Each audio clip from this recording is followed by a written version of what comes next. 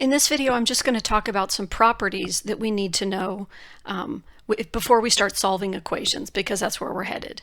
So these are going to be some properties of the equals relation, or in other words, properties that you use when you have equality or when you're solving equations. So let's just assume that A, B, and C are all real numbers. Okay. The first property we have is the reflexive property of equality, which basically says A is equal to A, right? A number is equal to itself. It's like looking in a mirror. It's like a reflection, right? So the reflexive property just says that something is equal to itself. Okay. The symmetric property of equality says if A is equal to B, then B has to be equal to A. It's kind of like switching the order around the equal sign. If X equals 1, that's the same thing as 1 equals X, right? So you can spin it around. That's the symmetric property, meaning they're the same thing. The transitive property says if A is equal to B and that B is equal to C, then by default, A must be also equal to C. Because if A is equal to B and B is equal to C, that means everybody's equal to everybody, right? So that's called the transitive property. So that it's like the A can move right along over to the C. That's a transitive property of equality.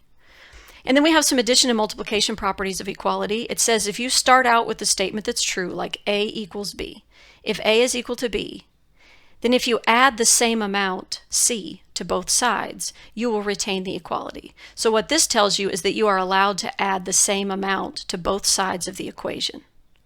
You can also multiply both sides of the equation by the same amount, and you will retain the equality. So this is basically explaining that what we call the golden rule of mathematics. Do unto one side what you do unto the other side. So as long as you do it to both sides, you're good, and the two statements will still be equal. It works for addition and multiplication. The cancellation properties are basically these addition and multiplication properties in reverse. So they say if A plus C is equal to B plus C, we know the C's are alike, so that must mean that A is equal to B. If these two sides are equal to each other, then A and B are the same thing. It says it with multiplication also. If AC is equal to BC, the C's are the same, then that must mean that A and B are the same.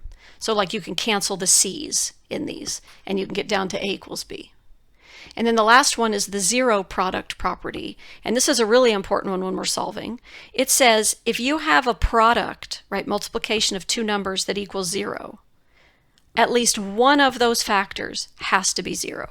Either A is 0 or B is 0, or maybe they're both 0. But we know for a fact if you have a product that's equal to 0, one of those factors has got to be 0. And that's a huge property that we use in solving equations.